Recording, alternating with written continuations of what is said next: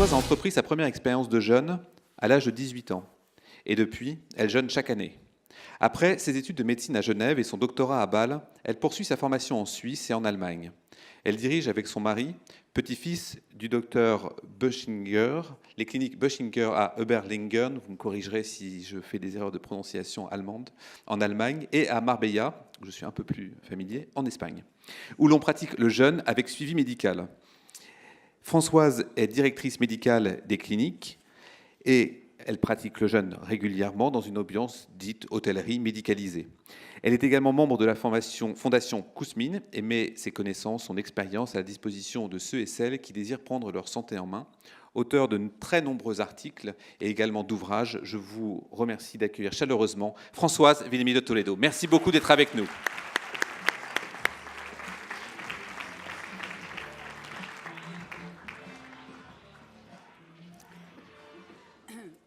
Cher professeur Pavy, chers étudiantes et étudiants de l'ESSEC, je vous remercie beaucoup de m'avoir invité.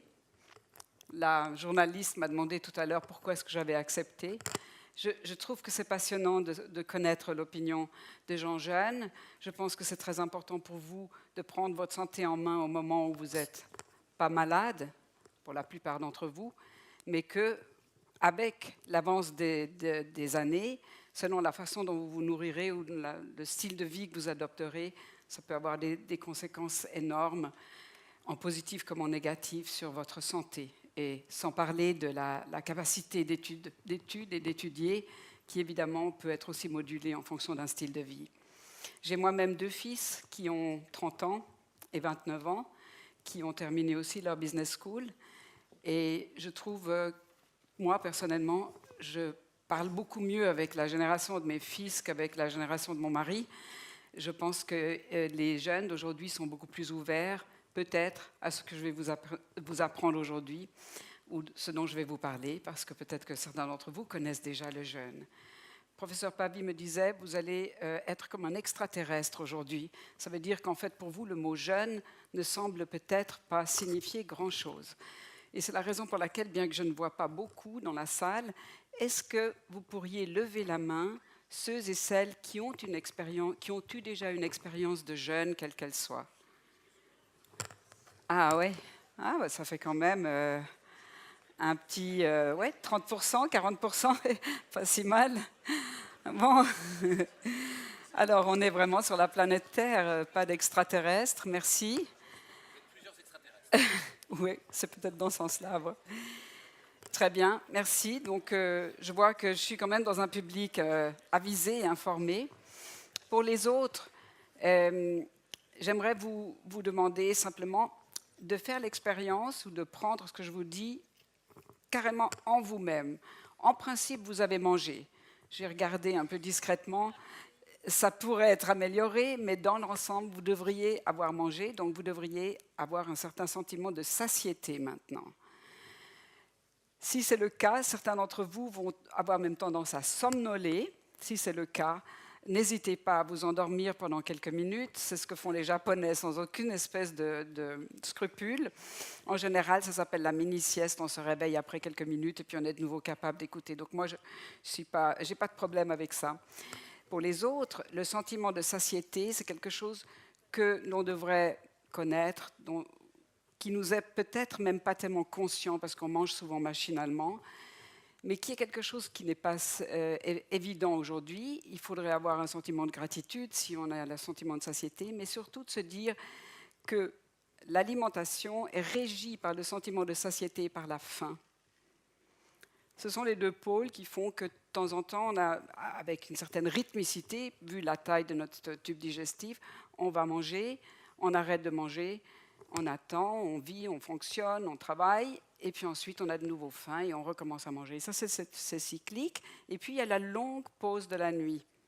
Et pendant la nuit, qu'est-ce que vous faites? Vous jeûnez.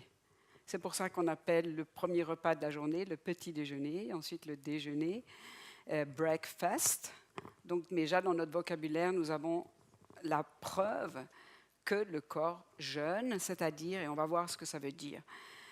Le jeûne est quelque chose qui était évident à d'autres époques. Vous voyez, pourquoi est-ce qu'on jeûne? C'est parce que nous vivons sur une planète qui a des saisons. Et quand on a des saisons, on a forcément des périodes où il y a beaucoup de soleil, des périodes où il n'y a plus de soleil. Quand il y a beaucoup de soleil, il y a toujours de la nourriture. Quand il n'y a pas de soleil, il n'y a pas de nourriture. En hiver, vous avez de la nourriture dans les supermarchés, mais vous n'en avez pas dans les jardins. Or, aujourd'hui, évidemment, on se nourrit avec des nourritures qui sont conservées ou qui sont apportées de pays chauds. Mais sinon, on serait tous ici, à la fin de l'hiver, en train de faire une espèce de jeûne complet ou semi-jeûne selon ce qu'on aurait pu conserver dans nos tanières, ou je ne sais pas comment vivaient les gens il y a des millions d'années. Donc, jeûner, c'est parce qu'il y a des périodes, il y a une discontinuité dans l'apport de nourriture. Et au fond, ça se résume comme ça. Prenons nos pays en Europe. Vous avez l'été. À l'été, il y a beaucoup de soleil, il y aura beaucoup de nourriture. Vous allez fonctionner avec cette nourriture, vous la mangez, vous la digérez, vous l'absorbez, vous avez la nourriture. Vous avez aussi des éléments qui vous permettent de renouveler votre corps là-dedans. Et puis, l'excédent va dans les réserves. La fameuse graisse qu'on aimerait tous perdre, même quand on n'en a pas assez. Mais la graisse, c'est de la nourriture en réserve, en fait. Il faut vous représenter ça. C'est une extraordinaire invention de la nature pour permettre à l'espèce humaine et à des espèces animales de subsister. Car quand il n'y a plus de nourriture, comment est-ce qu'on va vivre? Et comment est-ce qu'on peut avoir une merveilleuse possibilité de se nourrir quand il n'y a pas de nourriture extérieure, qui est tout le temps disponible, cette nourriture, et qui ne s'abîme jamais dans le corps comme graisse. Donc apprenons à aimer notre graisse, mais à la garder dans les limites normales. Donc vous accumulez de la graisse quand vous mangez en excès, ce qui était autrefois possible seulement dans les belles saisons, et puis quand l'hiver arrive, on a à ce moment-là moins de nourriture et la graisse de nos réserves est mobilisée et c'est de ça qu'on vivait.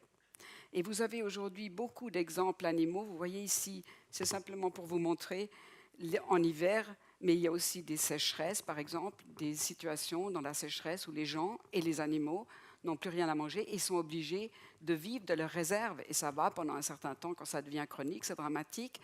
Mais si c'est juste pendant une certaine période, on peut parfaitement bien survivre. Et dans les pays tropicaux, c'est pendant la mousson qu'il n'y a pas de nourriture. Ça, c'est très bien étudié. Donc les populations grossissent dans les périodes où il y a beaucoup à manger, et puis après, elles remaigrissent, mais tout ça dans un corridor de poids tout à fait normal.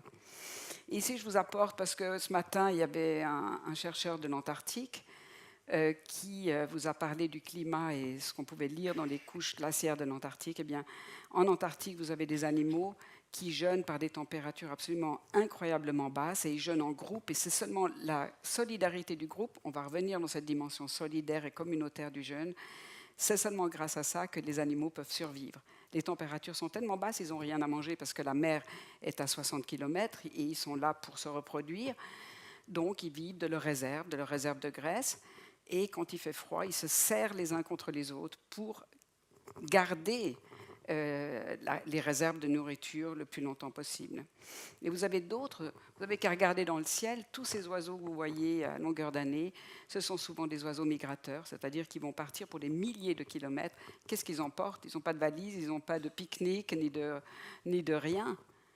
Toute leur nourriture dans leur propre corps. Ils ne boivent pas, ils ne mangent pas, et ils volent pendant des milliers de kilomètres parfois. Bien sûr, il y en a qui meurent, mais dans l'ensemble, le gros arrive et il se nourrit sur place de nouveau. Donc ça, c'est très bien étudié. Nous travaillons avec le CNRS de Strasbourg, et ce sont des chercheurs exceptionnels qui, justement, qui étudient les animaux et le jeûne des animaux sauvages, c'est-à-dire cette stratégie de survie qu'on a trouvée, que la nature a inventée d'une façon absolument prodigieuse et qui devrait nous rassurer, nous, humains suralimentés, bien protégés. Si on jeûne quelques jours, ça ne devrait pas nous faire peur. Et là, je vous montre l'une des dernières publications. Si vous êtes médecin, vous avez des publications dans Nature, c'est des publications que tout le monde lit, qui sont le top du top du top. Mais ça, c'est des Français de Strasbourg qui ont inventé des petits robots maintenant pour aller étudier les manchots de l'Antarctique pendant leur jeûne. Nous sommes des êtres humains. Je vous montre ici un exemple. Les courbes que vous voyez ici, ce sont des courbes de poids d'un être humain, M. Klapdor, qui est ici et qui a 85 ans et qui jeûne depuis l'âge de 40 ans. Il vient dans notre clinique et chaque année, il jeûne 3 semaines.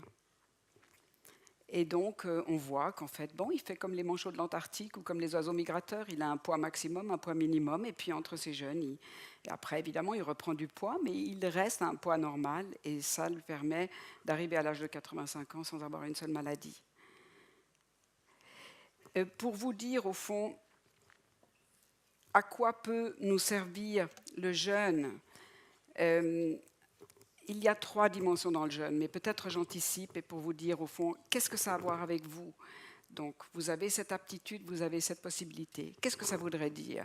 Si par exemple, vous décidiez, je vais jeûner, est-ce que vous allez sortir de cette conférence, vous allez arrêter de manger? Ce n'est pas le but. Il faut préparer un jeûne, ça se fait dans certaines conditions.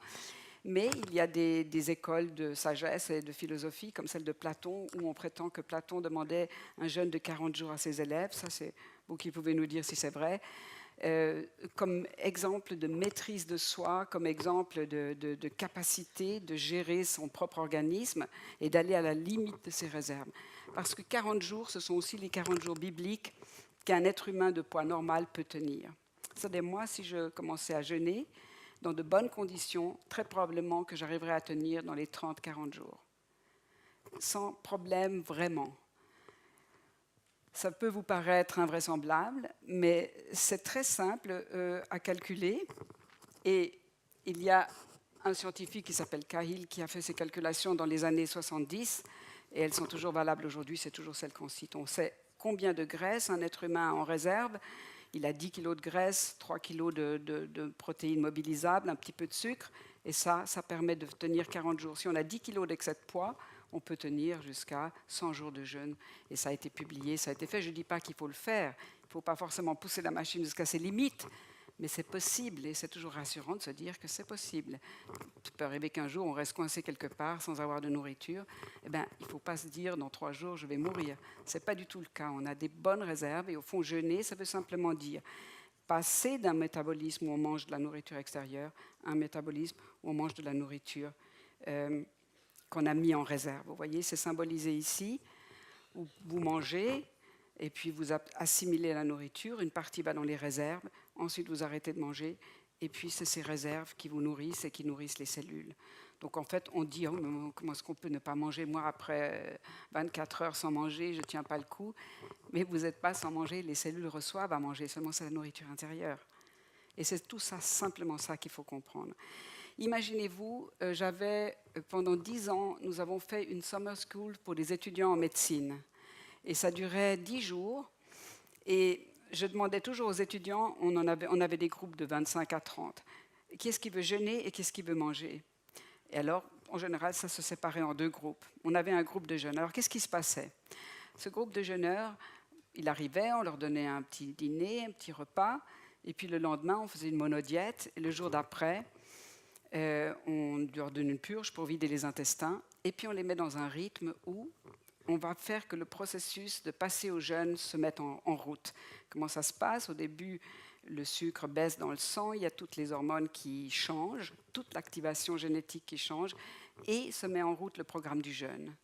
Et alors, nous, on a toute une façon de faire. À midi, on fait une pause avec une compresse sur le foie, on prend un jus de fruits pour avoir un petit apport.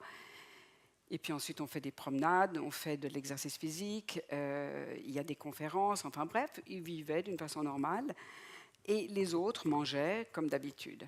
Dans les 3 premiers jours, ceux qui jeûnent avaient un peu des difficultés, ils étaient un peu fatigués, il y en avait qui avaient un peu mal à la tête, ou qui se disaient « mais pourquoi est-ce que j'ai choisi ce groupe? J'aurais bien mieux fait d'aller dans l'autre ».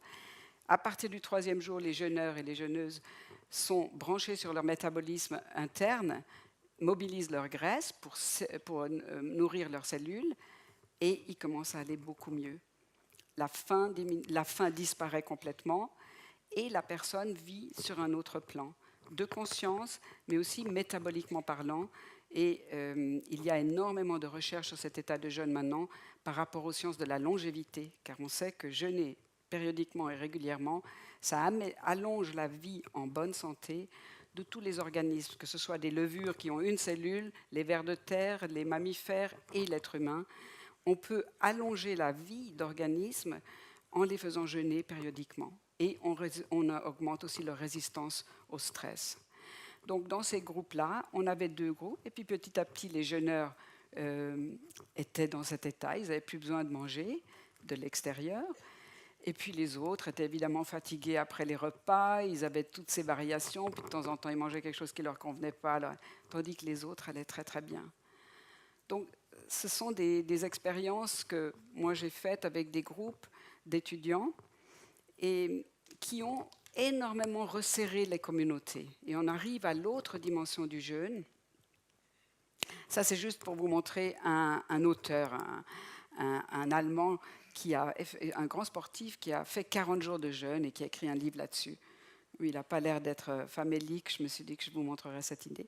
Je vais vous parler des dimensions du jeûne, c'est-à-dire pourquoi jeûner sur le plan médical, pourquoi jeûner sur le plan communautaire, comme je vous le disais, et puis aussi peut-être pourquoi jeûner sur le plan spirituel.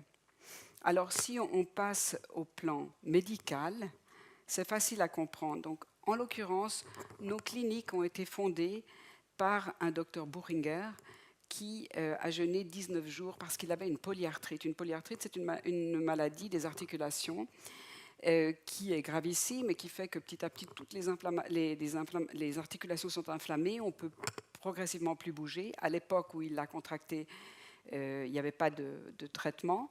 Donc sa perspective, c'était tranquillement d'arriver dans un fauteuil roulant. Et quelqu'un lui a dit « Mais pourquoi tu n'essayes pas le jeûne ?» Et il a fait ce jeûne pendant 19 jours et il a été guéri complètement. Donc ça, c'est le grand-père de mon mari. Donc c'est une histoire connue et qui aujourd'hui, on a fait toute une revue de la littérature sur la polyarthrite et le jeûne, et ce qu'on appelle une méta-analyse. Et ça démontre très clairement qu'il y a suffisamment d'études qui documentent que l'inflammation disparaît et diminue. C'est quelque chose qu'il faut avoir expérimenté. Si vous avez une personne qui arrive avec une arthrite des doigts, par exemple, une arthrite des doigts qui n'arrive pas, il arrive là, ses doigts sont gonflés, etc. Après une semaine de jeûne, la plupart du temps, ils peuvent de nouveau bouger les articulations.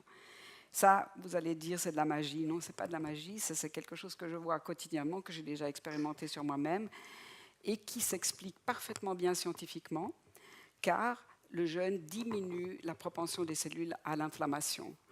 Donc, a un impact très direct sur tout ce qui fait mal et tout ce qui est gonflé, chaud, douloureux. Par exemple, si vous avez une allergie au pollen de bouleau, comme c'est mon cas, vous jeûnez et les symptômes diminuent. Ça ne veut pas dire qu'on est guéri de sa maladie, mais ça veut dire qu'on peut agir sur le symptôme, et ce qui rend la vie beaucoup plus facile.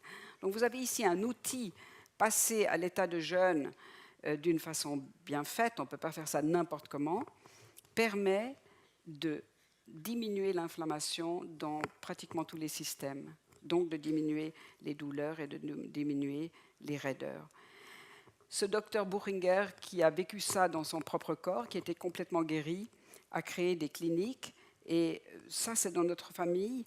Nous avons maintenant 3 générations, nous sommes la 3e génération, et la 4e génération se prépare à reprendre. C'est une entreprise familiale, petite, mais comme dans beaucoup de ces entreprises familiales, c'est une niche qui a pendant beaucoup d'années eu une grande clientèle, et maintenant ça explose complètement parce qu'il y a beaucoup de recherche et d'intérêt des gens. Ça, c'est juste pour vous montrer un peu, pour que ça devienne un peu concret. Ça, c'est la clinique en Allemagne, dans le sud de l'Allemagne, au bord d'un lac qui s'appelle le lac de Constance, avec 150 chambres, quand même une très très grande équipe. Et puis ça, c'est la clinique en Espagne, sous les palmiers, un peu moins mais quand même aussi assez grand, 130 chambres, 200 employés. L'une est fondée en 1953, l'autre en 1973. Et ma définition du jeûne, pour que peut-être vous la fixiez, jeûner est la capacité de vivre pendant un certain temps de la nourriture mise en réserve sous forme de graisse dans le corps. C'est ce que je vous ai dit. Décider librement et effectuer dans le respect de la physiologie, il peut être une thérapie et un chemin de spiritualité. On va voir ce que ça veut dire, ces 3 dimensions. Donc, la dimension médicale, diminution de l'inflammation, diminution de l'obésité. Évidemment, si vous ne mangez plus, vous utilisez votre graisse, l'obésité va diminuer, la pression artérielle qui pouvait être élevée va s'abaisser, et vous pouvez guérir un diabète de type 2. Le diabète de type 2 est une maladie de la pléthore. Quand on change de style de vie, le diabète peut parfaitement cesser. On peut quitter l'insuline. tout ça, c'était des paradigmes d'hier. Aujourd'hui, on sait très bien que par des jeûnes réguliers, en remettant le jeûne que nous avons comme être humain à vivre, par exemple en hiver dans nos pays, ou de le remettre d'un coup ou en plusieurs étapes, ça permet à l'organisme d'utiliser ses réserves et de régénérer ses cellules. C'est un petit peu comme les arbres. Chaque hiver, les arbres perdent leurs feuilles, ceux qui les perdent, et puis après, ils les régénèrent au printemps. Et quand vous faites un jeûne, c'est exactement la même chose. Vous êtes dans une certaine situation, dans un certain état, et puis quand vous reprenez la nourriture, il y a une régénération cellulaire extraordinaire, et on est en plein dans le changement de paradigme en médecine, car un chercheur américain du nom de Mattson a fait des publications sur la régénération même des neurones, par exemple dans la zone de la mémoire. Aujourd'hui, c'est plus des fables. Moi, à l'époque, quand j'ai commencé au jeûne, je voyais des choses extraordinaires, mais je ne pouvais pas les expliquer. Aujourd'hui, on peut carrément les expliquer. Donc, il y a une phase de régénération après qui nous permettrait, d'après ces chercheurs, si on fait des jeûnes réguliers, de régulièrement régénérer notre organisme, non seulement refaire des synthèses de protéines, mais aussi de régénérer à partir des cellules souches, qui sont des cellules comme des cellules fétales, donc complètement neuves. On n'est pas obligé, on pourrait théoriquement mourir à 110 ans en parfaitement bonne santé. Pourquoi pas l'idée de mourir en bonne santé? Je trouve que c'est assez attractif. Donc, dans la dimension médicale, on va avoir des surprises. Probablement que ça permet de lutter contre le cancer, soit en prévention, soit en adjuvant d'une chimiothérapie, par exemple. Et vous avez des maladies les plus surprenantes avec lesquelles il y a de la recherche dans le jeûne maintenant, comme par exemple le Parkinson, la démence, qui va toucher tellement de nos compatriotes, et nous-mêmes peut-être un jour, enfin pas moi j'espère, parce que je jeûne régulièrement, mais on peut vraiment limiter les chances, on peut avoir une action préventive sur toutes ces maladies qui sont liées à l'âge. Les maladies liées à l'âge, on sait, c'est celles qui arrivent vers 50, 60 ans, c'est l'infarctus, c'est le cancer, c'est la démence, c'est le Parkinson. Le corps se détériore avec l'âge, la mauvaise alimentation et la génétique aussi. Donc la dimension médicale est une dimension qui peut faire que si vous apprenez à jeûner quand vous êtes en bonne santé, vous avez un outil extraordinaire qui pourra vous être utile à vous ou à quelqu'un de votre famille un jour ou l'autre. Ce qui est intéressant pour vous à votre âge, et peut-être si vous êtes en bonne santé, c'est l'aspect communautaire. Quand on jeûne ensemble, on a une espèce on crée une communauté presque existentielle. Quand on jeûne, on n'a plus 10 voitures dans le garage, ou on n'est plus d'une nationalité ou d'une autre, ou d'une couleur ou d'une autre. Tous les êtres humains dans le métabolisme du jeûne sont les mêmes. Et en plus, un peu comme les manchots de l'Antarctique, quand on jeûne, quand on n'a pas de nourriture, on n'a pas intérêt à dilapider les réserves d'énergie. Et qu'est-ce qui dilapide les réserves d'énergie le plus? C'est les conflits, c'est le stress. Donc, les jeûneurs et les jeûneuses sont assez pacifiques. Et il y a, par exemple, dans notre clinique, nous avons un public extraordinairement international, très souvent des gens qui arrivent de pays qui sont en guerre. Mais il n'y a jamais de problème, même dans la multiculturalité. Donc le jeûne rend tolérant à l'autre, rend ouvert. Et c'est une communauté tout à fait passionnante, car il y a des jours où les uns vont vont très très bien, se sentent bien, détendus, sereins, et d'autres ont une petite difficulté. Donc le groupe, c'est un outil extraordinaire communautaire, un peu comme la méditation. D'ailleurs, il y a beaucoup de ressemblances entre la méditation et le jeûne. On dit la méditation. Donc, le jeûne, c'est l'absence de nourriture. Ça va avec le silence, qui est l'absence de parole. Et la méditation, c'est l'absence d'activité mentale. Donc, se mettre volontairement dans une situation où, pour un certain moment, on ne parle pas, pour un certain moment, on ne mange pas de nourriture extérieure, mais on laisse la nourriture intérieure être utilisée, et où on essaye de ne plus penser, c'est un outil social extraordinaire d'intégration et d'apprentissage de la tolérance. L'aspect spirituel va avec ça, c'est qu'au fond, pour une raison qu'on va peut-être élucider, le jeûne rend plus léger physiquement, mais aussi mentalement et aussi spirituellement. C'est-à-dire l'angoisse diminue. C'est un très bon antidépresseur, un léger euphorisant. Il y a des gens qui peuvent être même parfois très euphoriques. Et un moment de bien-être intense. et où vous avez de l'espace. Une journée où on jeûne, vous n'avez pas besoin de faire des courses, vous n'avez pas besoin de préparer à manger, vous n'avez pas besoin de digérer, vous avez besoin de fatiguer après faire la vaisselle. Donc, on ouvre un espace de temps, mais aussi un espace intérieur, car on n'est pas dans le niveau matériel, on est dans un niveau un peu dématérialisé. C'est une expérience à faire avec une bonne guidance. Il ne faut pas improviser un jeûne n'importe comment, car c'est un outil très puissant. Ça fait quelque chose avec nous, et on peut aussi dérailler, on peut tomber par exemple dans l'anorexie. Je pense que les anorexiques sont des personnes qui inconsciemment sentent cette bien-être provoqué par le jeûne et qui veulent y rester. Et ça, ce n'est pas une bonne idée. Donc, jeûner doit être accompagné, doit être en général fait dans un groupe selon des règles bien précises. Si on est malade, c'est une toute autre situation parce qu'il y a des médicaments. Et quand il y a des médicaments, le jeûne ayant souvent la même action que les médicaments, ça peut être dangereux. Donc il faut avoir un contrôle médical, il faut être accompagné médicalement. Mais si on est en bonne santé et qu'on a des bonnes situations, vous pouvez vraiment faire cette expérience tout à fait exceptionnelle. Je vous donne juste une petite liste parce que je ne voulais pas trop insister là-dessus, sinon ça nous prendrait beaucoup de temps et j'aimerais vous ouvrir aussi à d'autres dimensions. Mais qu'est-ce qu'on peut soigner sur le plan physique? Vous avez toute la colonne de gauche, c'est les maladies métaboliques. C'est aujourd'hui évidemment les maladies les plus fréquentes. L'obésité, 60% des populations, et chez les gens jeunes d'ailleurs. Ce que j'ai vu sur les tables aujourd'hui, c'est en général le premier pas vers l'obésité, car vous avez au fond, c'est une toute autre alimentation qu'il faudrait avoir pour être en forme et pour être à long terme, je dis, garder un poids normal. Tant qu'on fait de l'exercice, qu'on est jeune, ça va, mais quand on commence à vieillir ou quand on arrête de faire de l'exercice physique, à ce moment-là, cette alimentation est une alimentation qui amène aux maladies métaboliques d'aujourd'hui. Et vous avez la possibilité de les éviter. J'aimerais juste vous rappeler que l'alimentation d'aujourd'hui est une alimentation essentiellement livrée par l'industrie.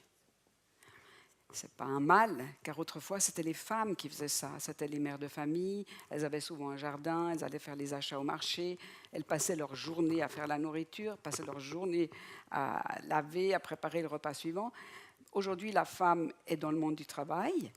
Je suis la première à m'en réjouir, qu'on n'est pas obligé de choisir ce rôle, mais qu'on a le droit de le choisir si on est fait pour ça, et qu'un homme a aussi le droit de choisir d'être à la maison et de s'occuper du foyer, de la famille. Et je pense que c'est une extraordinaire occupation, mais c'est bien d'avoir le choix. Grâce à ça, on peut travailler, on peut faire un métier qu'on aime, on peut se développer aussi sur d'autres plans que juste celui de la famille. Mais le corollaire, c'est qu'il n'y a plus personne pour cuisiner. Je ne sais pas si vous avez encore vu votre mère, votre père ou quelqu'un, une tante ou une cuisinière, si vous avez une famille qui a les moyens, faire la cuisine, éplucher, couper, faire frire, Oui, oui. Qui a déjà vu ça dans son quotidien? Une cuisine qui marchait. Ou alors vous devez être déçus ici. Quand même? D'accord. Vous avez de la chance. Est-ce que vous allez pouvoir avoir pour votre famille ce rôle-là? Est-ce que vous pouvez aller au marché? Ça, ce sont des questions importantes à se poser, car vraiment, la santé commence par retrouver la nourriture ou alors éduquer les industries à travailler mieux pour nous que ce qu'ils nous proposent actuellement. Ça, c'est notre rôle de consommateur, très certainement aussi. Mais vous voyez, la cuisine à la maison, c'est une chose, la cuisine industrielle, c'en est une autre. Donc, la cuisine industrielle, et le manque d'exercice physique, le stress, enfin le style de vie d'aujourd'hui, tente à nous amener de ce côté-là. Et si on veut corriger ça, le jeûne est le premier pas, parce qu'on remet les pendules à zéro et ensuite on essaye de voir comment est-ce qu'on peut se nourrir différemment. Puis ensuite, vous avez les maladies qui sont des maladies inflammatoires sur lesquelles le jeûne a aussi une action, comme je vous disais, en diminuant l'inflammation. Et puis, vous avez toute une recherche en ce moment sur l'utilisation du jeûne pour le cancer. Dans l'épilepsie, c'est déjà très bien publié. On guérit des enfants épileptiques en les faisant pas jeûner, mais en les faisant jeûner courtement, parce qu'on ne peut pas faire jeûner des enfants. plus que 24 heures. Mais ensuite, on les met à un régime qui imite le jeûne. C'est un régime qu'on appelle cétogène. Et puis ensuite, vous avez des maladies comme la sclérose en plaques, le Parkinson, l'Alzheimer. Et on essaye de voir maintenant si, par exemple, comme adjuvant de la chimiothérapie, le jeûne pouvait avoir un effet. Ça, je vous montre simplement qu'il y a tout un aspect médical dans l'accompagnement du jeûne, mais beaucoup aussi un aspect de groupe, d'exercice, de rééducation physique, beaucoup d'attention, car les gens ont besoin qu'on les suive quand ils ont une difficulté, ou bien on peut avoir tout d'un coup au niveau émotionnel, puisqu'on n'a pas les béquilles habituelles qui sont la nourriture, le travail, etc.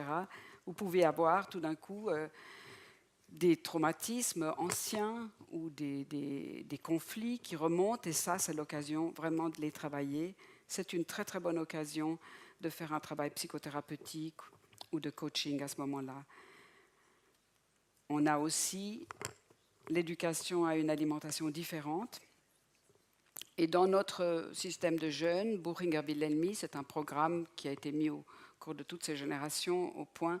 On rajoute un peu des jus de fruits, un petit peu de bouillon de légumes et un peu de miel dans le thé, beaucoup d'eau. C'est une façon de faire qui permet un passage au jeûne en douceur.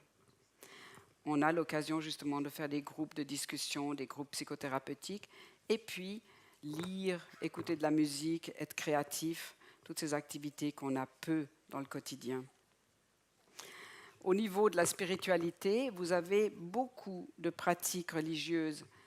Pratiquement toutes les pratiques religieuses connaissent des périodes de jeûne. Probablement parce que ça resserre les liens de la communauté, et puis parce que malgré tout, la dimension spirituelle, la prière, la méditation sont différentes. On peut être beaucoup plus focusé quand on ne mange pas que quand on mange, si on est bien rentré dans le processus. Si évidemment vous avez l'impression d'être affamé, vous avez tout le temps faim, ça ne va pas marcher. Mais ce n'est pas nécessaire. Le jeûne, c'est un processus où on rentre dans un autre métabolisme où il n'y a plus faim. La faim n'existe plus, on n'a pas rassasié, mais on est dans un état d'absence de besoin, de non-besoin. Et là, le christianisme, par exemple, je suis venue ici, vous m'avez fait chercher par un chauffeur de la Guadeloupe qui m'a raconté que lui faisait le jeûne chrétien, le carême, 40 jours, qui mangeait que du riz, et j'étais très stupéfaite. En tout cas, ça semble dans certaines communautés chrétiennes encore être un thème, mais pour la plupart, ça s'est un petit peu dilué. Chez les Juifs, le Yom Kippour est la journée du grand pardon. C'est un jour qui est précédé par toute une liturgie et qui culmine au jour du Yom Kippour, où finalement les gens ne mangent pas et ne boivent pas pendant une journée, ce qui est super facile. Mais comme l'habitude n'est plus prise, très souvent les gens en ont très peur. Et moi, des fois, je me dis, j'aimerais bien leur montrer comment est-ce qu'on pourrait faire pour rentrer facilement dans cette journée. Peut-être ça viendra un jour. Et puis, vous avez le ramadan, qui est encore un jeûne chez les musulmans, qui est encore vivant du point de vue social, du point de vue religieux. Mais le ramadan c'est un jeûne, disons, diurne, c'est-à-dire on mange pas pendant la journée, du lever au coucher du soleil, mais après on a le droit de manger la nuit. En principe, on devrait manger frugalement. Mais beaucoup de gens pratiquent le ramadan aujourd'hui en mangeant trop le soir. Et donc finalement, ça perd son sens, car les gens ne rentrent pas dans le métabolisme du jeûne. Donc l'être humain a tendance à toujours, quand il y a un vacuum, quand il y a une vacance, à le remplir. Donc il faut être vigilant que le jeûne spirituel ne perde pas son sens, au contraire qu'il garde son sens pour qu'on puisse garder ses traditions. Et dans la tradition indienne, vous connaissez peut-être Gandhi qui a au fond utilisé le jeûne comme un ressourcement spirituel pour pouvoir continuer sa lutte. Ce n'était pas une grève de la faim comme on pense parfois, mais c'était vraiment un exercice spirituel. Et Gandhi a dit cette phrase que je trouve tout à fait exceptionnelle, il a dit « Le jeûne est pour le monde intérieur ce que les yeux sont pour le monde extérieur. Le jeûne est pour le monde intérieur ce que les yeux sont pour le monde extérieur. » Ça veut dire au fond qu'on a une capacité de percevoir d'autres réalités en état de jeûne que l'on n'a pas quand on a l'estomac plein. Et ça, c'est une dimension qui, pour certaines personnes, est ce qui les attire le plus dans l'exercice. Et je voulais juste vous montrer, parce qu'on a commencé, disons, depuis quelques années, à faire rejoindre la recherche internationale, et nous avons fait des échelles visuelles. Je pense que ça existe aussi en économie. Par exemple, si vous voulez demander à quelqu'un son bien-être, vous lui dites « Comment vas-tu ?» La personne répond « Ça va ». Mais si vous lui dites sur une échelle de 0 à 10 « Comment vas-tu ?» alors là, ça devient plus serré. Et on a fait ça pour nos patients. Et là, ce n'en sont que 10, mais nous en avons 2300 qui ont rempli ces questionnaires. Et vous voyez que le bien-être, aussi bien physique qu'émotionnel, s'améliore au cours d'un jeûne. Et ça, c'était un jeûne de 15 jours.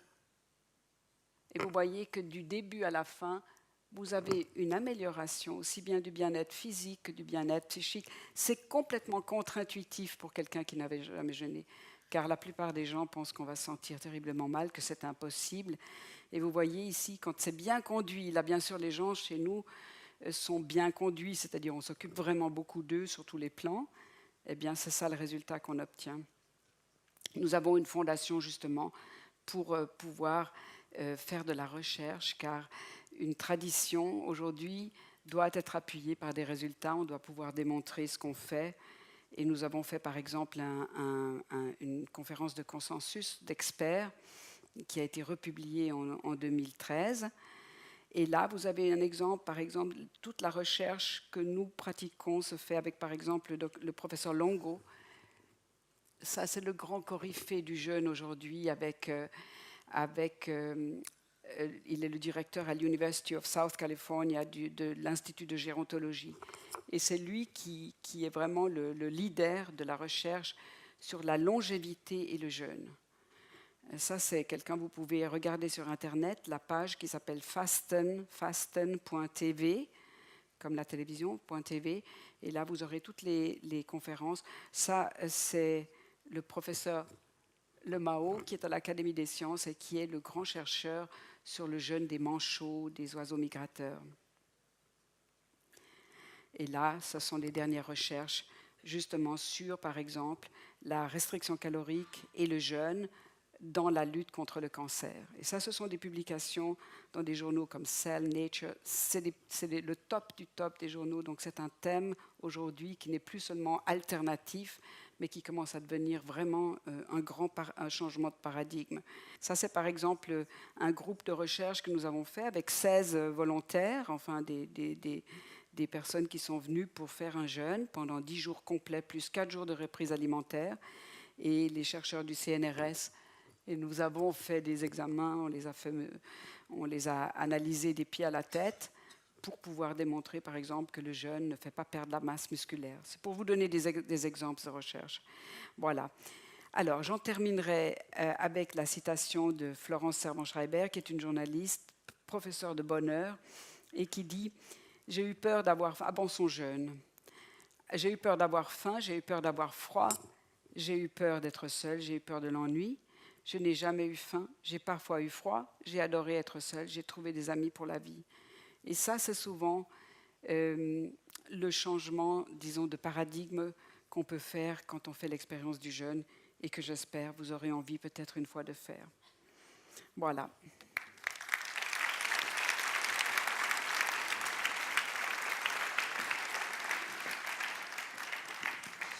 Merci beaucoup pour cette conférence, encore très inspirante pour nous. On a déjà une question là-bas. Bonjour. Bonjour. Merci pour votre intervention. Quelles sont vos recommandations pour la préparation de ce jeûne et est-ce qu'il existe une période dans l'année qui est recommandée? Si vous voulez suivre la période physiologique, c'est l'hiver. Mais en hiver, ce n'est pas très facile parce qu'on a un peu froid pendant le jeûne. Ça dépend dans quelles conditions vous voulez faire un jeûne, ça dépend de votre âge, ça dépend de votre frilosité. Donc si vous voulez, en principe, aujourd'hui, on n'a plus l'obligation de jeûner aux périodes physiologiques qui seraient l'hiver ou la période des moussons. Donc vous pouvez choisir comme vous voulez. Il faut avoir du temps libre, il ne faut pas être stressé, il faut prendre au moins 10 jours, une semaine avant, une semaine après, où on peut un petit peu réatterrir et faire un décrescendo et puis reprendre la nourriture. Et donc, si vous êtes frileuse, jeûnez en été. Si vous avez... aujourd'hui, on peut choisir au fond. On ne peut pas vraiment dire qu'il y a une période qui est plus favorable ou pas. Pour les gens qui sont un peu affaiblis ou qui sont malades, l'été, c'est plus facile parce que... Mais si vous jeûnez dans une clinique, par exemple, c'est chauffé. Donc aujourd'hui, la notion climatique, on est dans la situation très agréable où on peut faire ça volontairement et choisir la période qui nous convient. Sur votre gauche. Bonjour. Bonjour. Avec quelle fréquence on doit faire des jeûnes? Si vous prenez la nature, je dirais 1 fois par an. Moi, ça, c'est ma recommandation, ce serait 1 fois par an. Aujourd'hui, toute cette recherche sur la longévité montre qu'on peut parfaitement, selon certaines pathologies, jeûner régulièrement d'une façon plus courte. Par exemple, ça serait 5 jours tous les 3 mois. Ça, c'est un modèle que prône, par exemple, Walter Longo, et qui est une espèce de compromis pour les gens qui ne peuvent pas prendre des vacances facilement ou qui ont peur de faire des jeûnes plus longs. Mais mon expérience, c'est que si par exemple on a un petit peu d'excès de poids, qu'on a des problèmes métaboliques, de l'hypertension, on a du diabète, ou on a une maladie inflammatoire, pour le jeûne thérapeutique, c'est mieux de faire des jeûnes plus longs, d'avoir peut-être 2 ou 3 semaines en tout. Ça veut dire qu'il y aura 2 jours du début, le jeûne, et puis ensuite 4 jours de reprise alimentaire progressive. Voyez. Et pour quelqu'un qui n'a pas de graisse? De graisse. Tout le monde a de la graisse, à moins que vous soyez réduit à l'état squelettique. Et si c'est le cas, il vaut mieux pas jeûner à ce moment-là. Mais quelqu'un qui n'est pas gros a à peu près 10 kilos de graisse à mobiliser. Bon, après, il deviendra assez famélique. Mais après, vous voyez, vous pouvez toujours, si vous avez une raison de jeûner, que ce soit une raison spirituelle, une raison communautaire, une raison de tester vos limites, ou pour le plaisir d'avoir la tête libre, vous pouvez parfaitement bien accepter la perte de poids. Et si vous faites de l'exercice physique, vous allez reprendre progressivement après. Vous reviendrez au poids de départ s'il était normal. Ce n'est pas tellement le problème, vous voyez. Bonjour. Bonjour. Il me semble que vous présentez quand même une version quelque peu idéalisée du jeûne. Oui. Il faut se rendre compte qu'on s'expose quand même à des risques de carence, que d'autre part, dans notre société actuelle, on a tendance à se suralimenter. Et donc, en fait, les bienfaits qu'on pourrait retrouver au jeûne seraient plutôt liés à une perte de poids et avec un risque d'effet yo-yo à la fin du dit jeûne. D'autre part, on va dégrader des corps cétoniques, ce qui va entraîner une acidose métabolique. Du coup, je ne suis pas sûr que ce soit très très très bon pour l'organisme. Et enfin, je voudrais savoir, sur le plan du ressenti psychologique, les patients sont satisfaits, mais est-ce qu'il n'y a pas une sorte d'effet placebo du fait d'avoir dépensé des sommes plutôt qu'on imagine astronomiques pour une petite cure de jouvence, une certaine volonté d'en retirer un bénéfice? Écoutez, merci pour cette polémique. Je suis contente d'avoir des rires dans la salle. Ce sont des arguments qui sont quand même qu'il faut écouter, auxquels il faut répondre. Votre premier argument, c'était de dire, au fond, c'est bon pour les gens qui ont de l'excès de poids. Oui, mais c'est bon de savoir que vous avez cette capacité en vous. Bien entendu, si vous avez un style d'alimentation, que vous avez une façon de manger qui est complètement désordonnée, ce qui est le cas pour beaucoup de gens, vous allez peut-être faire un jeûne et puis après vous replonger dans la nourriture, c'est-à-dire, donc ça c'est pas un bon plan, ça c'est sûr. Si vous avez un dérèglement du comportement alimentaire, que vous vous disciplinez, que vous vous retenez et qu'ensuite vous lâchez tout et vous reprenez tout, c'est jamais bon. Mais ça c'est pas bon avec le jeûne, c'est pas bon avec aucun régime. Ça voudrait dire qu'il faudrait rester gros toute sa vie, ce qui est pas bon non plus. Donc si vous voulez, on essaye. Et si vous le faites dans une clinique idyllique, comme vous dites, qui coûte énormément d'argent, vous avez plus de chances que vous le fassiez dans de bonnes conditions et que vous appreniez à manger différemment et à vivre différemment après, ce qui fait que vous n'aurez probablement pas cet effet de rebond. Et j'aimerais juste vous dire une chose par rapport au prix, qui est quand même très intéressante. Le prix d'une journée d'hôpital ici, que vous ne payez pas de votre poche, c'est à peu près 10 fois plus que le prix de la plus grande suite qu'on puisse avoir dans une clinique comme la nôtre. Donc, il faut faire la différence dans la médecine entre ce que vous payez de votre poche et ce qui est payé par la sécurité sociale, qui est quand même payé de votre poche, mais indirectement. Donc tout ça pour le prix, une journée d'hôpital, où souvent on met des gens à l'hôpital qui sont au fond, qu'on pourrait traiter d'une autre façon, ça coûte énormément d'argent, souvent inutile. Quant au corps cétonique, je ne sais pas si vous êtes médecin ou si vous avez une connaissance là, ce sont des corps qui sont en ce moment étudiés. Les corps cétoniques, ce sont des substances qui sont produites par la mobilisation des graisses. Quand on mobilise les graisses, le cerveau n'aime pas vraiment les graisses telles quelles. Elles sont transformées dans le foie en corps cétoniques. Peu importe ce que sont ces corps cétoniques, ils sont acides, mais ils n'entraînent pas une acidose métabolique du tout. Ça, c'est les diabétiques qui en ont, mais pas les jeûneurs. Et les corps cétoniques semblent avoir un effet extraordinairement thérapeutique. Par exemple, si vous prenez toutes les maladies neurologiques, et tout l'effet anti-vieillissement, il est marqué par la diminution de l'insuline, par la diminution de substances semblables à l'insuline et par l'augmentation des corps cétoniques. C'est un indice que la personne est dans un métabolisme où vous avez une lutte contre le vieillissement. Donc, gardez à l'idée que les corps cétoniques, c'est quelque chose qui vont être bien réétudiés maintenant et qui vont probablement être considérés comme un effet, disons, des substances extraordinairement positives pour notre cerveau et pour notre organisme en général. Ce sont en principe les substances aussi qui enlèvent le sentiment de faim, donc qui permettent à un jeûne d'être fait dans des conditions au fond très agréables. Oui. Bonjour, j'ai lu beaucoup de livres sur le fait de préconiser le jeûne pour guérir le cancer, avec l'idée qu'on ne nourrit plus les cellules cancéreuses, donc du coup, ça soigne. Je voulais savoir ce que vous en pensiez. Écoutez, c'est un peu simpliste, mais l'idée, enfin, je vais un petit peu juste développer cette idée qu'on ne nourrit plus les cellules cancéreuses. Il est vrai que les cellules cancéreuses sont des cellules extraordinairement dégénérées. Et elles savent faire qu'une chose, c'est se multiplier. Elles ne respectent plus les voisins, elles ne respectent plus rien, mais elles savent que se multiplier, elles consomment énormément de sucre. Et elles sont aussi stimulées par les protéines, certaines protéines, mais essentiellement par le sucre. Donc, quand vous arrêtez de manger, c'est-à-dire quand vous jeûnez, vous avez à ce moment-là un métabolisme qui est basé sur la graisse, c'est-à-dire vos propres graisses. Votre menu du jeûneur et de la jeûneuse, c'est graisse, un peu de protéines. Donc, pas de sucre. Et vous avez tous les facteurs de croissance qui diminuent, la cellule se met dans un mode de protection. Et dans ce mode de protection, c'est comme si elle se baissait. Il y avait une attaque, elle se baisse, elle se met dans un mode de protection, elle ne grandit plus, elle ne se multiplie plus, elle ne consomme plus de glucose, elle consomme de la graisse. La cellule cancéreuse, elle ne sait faire que grandir. Grandir, se multiplier, elle a besoin de sucre, elle n'en reçoit plus, elle continue à grandir, et donc elle est extraordinairement affaiblie. Et très probablement, donc il y a des modèles animaux où on a pu guérir des cancers juste avec le jeûne. Mais personnellement, je pense, et ce que pensent aussi les chercheurs, on va probablement affaiblir les cellules cancéreuses par des jeûnes, mais il faut bien les doser, ce n'est pas toujours facile. Il y a des gens qui sont déjà extrêmement amaigris, ce ne sera pas facile.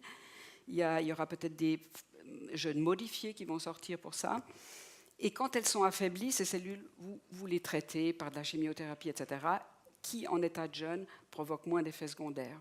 Ça, c'est la théorie actuelle, et ce n'est pas juste une théorie, c'est étayé par une recherche animale, par une recherche épidémiologique. Enfin, il y a vraiment maintenant suffisamment d'arguments pour que je n'ai pas besoin de mettre des bémols quand je vous réponds que c'est très probablement la direction, ça sera le jeûne comme adjuvant pour affaiblir les cellules avant de les attaquer. Et d'ailleurs, vous avez des publications là-dessus chez les animaux. Bonjour, merci pour votre intervention. Je suis à titre personnel assez convaincu par le jeûne. J'ai vu que vous aviez une fondation qui finançait des recherches sur le jeûne. Je voulais savoir dans quelle mesure vous prévenez les conflits d'intérêts pour garantir le sérieux de ces recherches et pas que votre fondation devienne un centre d'influence pour le jeûne. Oui, si vous voulez, dans le domaine où on se trouve, pour l'instant, le risque est très très faible. Car nous avons essayé de faire un petit peu le modèle américain, c'est-à-dire de demander à des patients qui ont été guéris ou qui sont contents de financer, mais ça ne marche pas très très bien. Donc pour l'instant, cette fondation, bien sûr, vous pouvez parler de conflit d'intérêts, mais vous pouvez aussi dire il y a peu d'endroits où vous pouvez vraiment étudier l'être humain qui jeûne dans de bonnes conditions. Par exemple, en Amérique, ils ont les comités d'éthique qui interdisent, qui ont peur qu'on fasse plus que 4 ou 5 jours. Or, nous avons l'expérience. En Allemagne, ce n'est pas le cas. Nous avons fait des études avec la Charité. C'est une clinique universitaire énorme en Europe. Et là-bas, ils ont l'habitude de faire des études sur le jeûne, donc ils permettent le temps qu'on veut. Vous voyez, il y a des différences dans les comités d'éthique parce que l'ignorance est immense dans ce domaine-là. Donc, pour l'instant, la recherche qu'on fait, c'est une recherche de base et on a des partenariats avec des gens, par exemple le CNRS, ils sont financés par la recherche de l'espace. Car vous avez dans l'espace un cosmonaute qui part dans une fusée, va être d'abord en microgravité, puis ensuite très confiné, donc il ne pourra pas bouger, et il perd de la masse musculaire, il perd de la masse osseuse. Donc avec eux, on essaye de voir, parce que l'ours polaire, c'est ce qu'ils étudient aussi, ne perd pas de masse osseuse, ne perd pas de masse musculaire pendant qu'il jeûne et qu'il ne bouge pas du tout.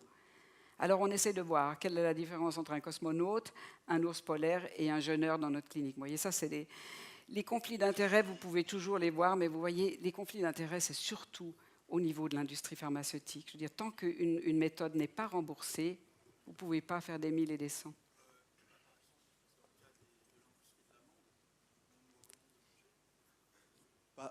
Ça existe aussi dans le domaine alimentaire et ça existe d'une manière assez développée, par exemple avec l'industrie de l'amande, où on nous conseille de manger beaucoup d'amandes, ce qui est censé améliorer notre résistance au cancer, notre qualité, notre bien-être. Et en fait, on constate que ces études, elles sont commandées par les producteurs d'amandes. Et finalement, au niveau de l'éthique, au niveau du sérieux scientifique, on peut se questionner. Vous avez tout à fait raison, mais justement, l'exemple que vous donnez au niveau de l'amande, je pense que c'est excellent qu'il y ait des recherches qui démontrent que l'amande est une chose extraordinairement bonne. Et par contre, ça vaudrait mieux que les industries qui font du soda avec des quantités de sucre rapides, incroyables. Là, ils ne font pas d'études pour démontrer les effets positifs, parce qu'il n'y en a pas. Si vous voulez, il y a toujours ce biais-là, mais quand vous avez des méthodes qui sont naturelles, vous êtes obligé quand même de les documenter. Et pour le jeûne, il n'y a pas vraiment beaucoup de gens qui se bousculent au portillon pour documenter ça. Si par exemple vous aviez une molécule que vous ne pouvez pas tenter et vendre, qui vous donne les mêmes effets, vous auriez des foules d'investisseurs aux portes des chercheurs. Donc il faut avoir ça en tête si ça devient quelque chose d'extraordinairement grand où il y a énormément d'argent en question. Mais pour l'instant, ce n'est pas encore un problème. 2 dernières rapides questions, une première ici et puis une dernière au fond. Bonjour. J'avais une question beaucoup plus terre à terre. C'est en fait très concrètement pendant le jeûne, est-ce qu'on prend rien d'autre que de l'eau ou est-ce qu'on a quand même des petits apports? Et au niveau de l'activité physique, est-ce qu'on conserve la même activité physique? Alors moi, mon avis, c'est qu'aujourd'hui, on a un style de vie qui est tellement différent de celui qu'on doit avoir dans le jeûne que c'est bien d'avoir des transitions douces, donc de donner des apports. Moi, je suis pour donner des soupes, des bouillons de légumes, des jus de fruits, un peu de sucre, un peu de miel. Ça, c'est la façon de faire qu'on a, nous. Le jeûne à l'eau me semble un peu radical pour la plupart des gens aujourd'hui. C'est très violent. Et puis après, il faudrait faire vraiment des paliers alimentaires pour descendre et remonter, ce que peu de gens ont le temps de faire. Donc moi, j'aime bien l'idée qu'on puisse modifier. Maintenant, il y a toute une recherche pour voir jusqu'à quel point on peut modifier et garder les effets quand même. Donc par exemple, Longo, lui, il essaye de chercher ce qu'on appelle des fasting mimicking diets. Il essaye d'avoir les effets sans avoir vraiment le jeûne. Alors il donne, par exemple, un certain nombre d'éléments qui sont essentiellement des légumes et des bonnes graisses, parce que ça n'influence pas sur certains paramètres. Peu importe. Je veux dire, vous avez toute une possibilité de modifier le jeûne pour le rendre plus praticable, mais il faut se dire qu'avec la modification, vous perdez des fois aussi. Il faut trouver exactement ce qui est bien pour chaque personne entre les effets positifs et puis quand même que ce soit praticable. Dernière question. En face de vous, en face de vous, François. Bonjour. En fait, j'avais une question. Vous avez parlé au début de votre conférence de patients qui avaient guéri du diabète de type 2. Et enfin, je trouvais le terme, enfin, c'est quand même fort parce que c'est pas une maladie dont on peut vraiment guérir aujourd'hui. Et est-ce que c'est une guérison vraiment pérenne ou c'est quelque chose de temporaire, ou est-ce que ça permet vraiment de partir à l'inverse du phénomène de résistance des récepteurs à l'insuline? Écoutez, Vous avez la maladie, le diabète de type 2, c'est une maladie où vous avez suffisamment d'insuline, même en excès, et c'est des récepteurs qui ne fonctionnent plus comme ils devraient.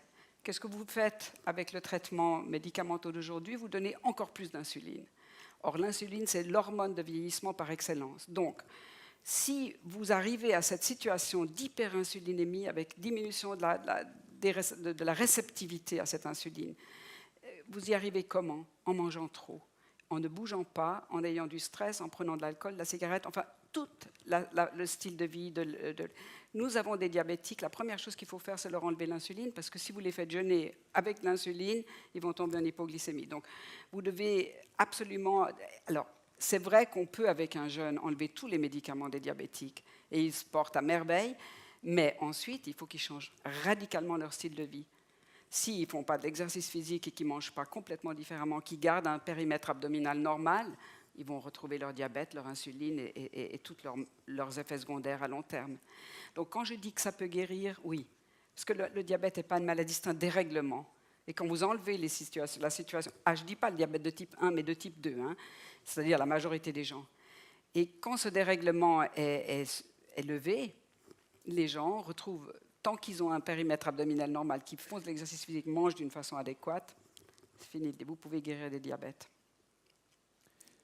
Merci beaucoup, merci infiniment de cette passionnante conférence, d'être venu partager à la fois votre passion